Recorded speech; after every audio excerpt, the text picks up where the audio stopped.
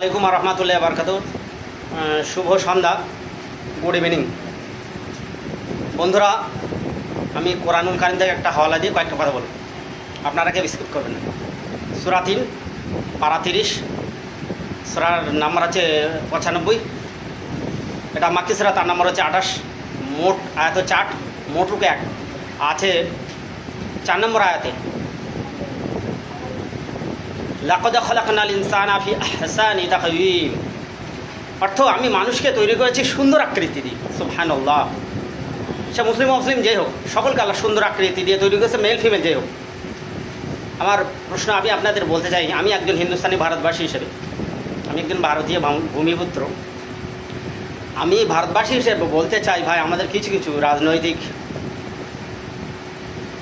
আশ্রয়ে থাকা বা না থাকা কিছু কিছু ইউটিউবার বা ফেসবুকে দেখছি আমাদের হিন্দুস্তানের সে কেন্দ্রীয় বা রাজ্যের নেতা, ক্ষমতাসীন বা বিরোধী বা যেই হোক, তাদেরকে নিয়ে গরু ছাগল বা অন্যান্য পশুদের দিয়ে তারা রোস্ট করছেন। ভাই এটা করেন না। বিশ্বাস করুন, আল্লাহ সবচেয়ে মানুষকে সুন্দর আকৃতি দিয়ে তৈরি করেছে, মেল ফিমেল, মুসলিম অমুসলিম যাই হোক।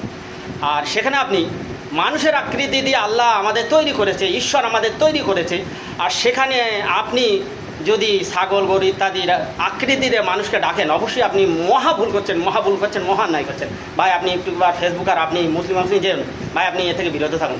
আর অবশ্যই মনে রাখা উচিত, আমরা হিন্দুস্তানি 150 কোটি ভারতবাসী, অবশ্যই আমাদের কেন্দ্র বা রাজ্যে যারা শাসক বা ক্ষমতায় যারা নেই বিরোধী, সে যে দলেরই হোক, মুসলিম অমুসলিম, তারা আমাদের জন্য অবশ্যই রহমত। কারণ তাদের জন্যে আমরা, তাদের ওসিলাতে আজকে আমরা ভালো আছি আলহামদুলিল্লাহ। এবং অবশ্যই বিদেশিরা আমাদের আক্রমণ করতে পারছে না। অবশ্যই তাদের জন্য আমাদের দোয়া করা উচিত। সে মুসলিম অমুসলিম যেই হোক, একটা মানুষ সবার কাছে তো ভালো হতে পারে না।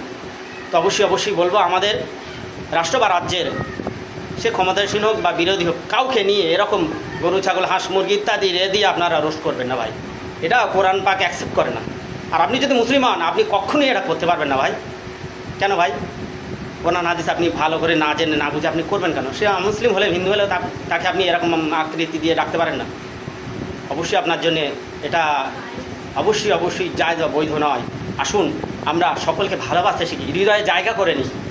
অবশ্যই সকলের জন্যে আমরা ভারতবাসী, অবশ্যই ভারতের একটা ছোট্ট অধিবাসীও, তাহার জন্য আমার অন্তরটা কাঁদুক। আসুন সে মুসলিম অমুসলিম যেই হোক, যে ধর্মের অনুসারী হোক, আসুন আমরা সমাজকে গড়ে তুলি প্রেম প্রীতি ভালোবাসা, সভ্যে সত্তা সুখিতা ভব, জগতের সকল জীব সুখী হোক।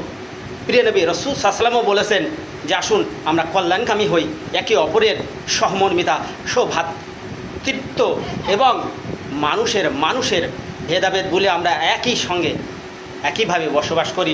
রসুল আমার বলেছেন, তুমি যদি অমুসলিম প্রতিবেশীকে কষ্ট দাও, কিয়ামতের দিন তুমি জান্নাতে যেতে পারবে না। তোমার অমুসলিম যদি না খেয়ে থাকে, হিন্দু ভাই তুমি যদি খেয়ে থাকো, তাকে না খাবার দাও, তুমি জান্নাতে যেতে পারবে না, তোমাকে আটকানো হবে। তা ভাই আসুন আমরা একটু নিজেদেরকে জাগাই, বিবেককে আমরা জাগ্রত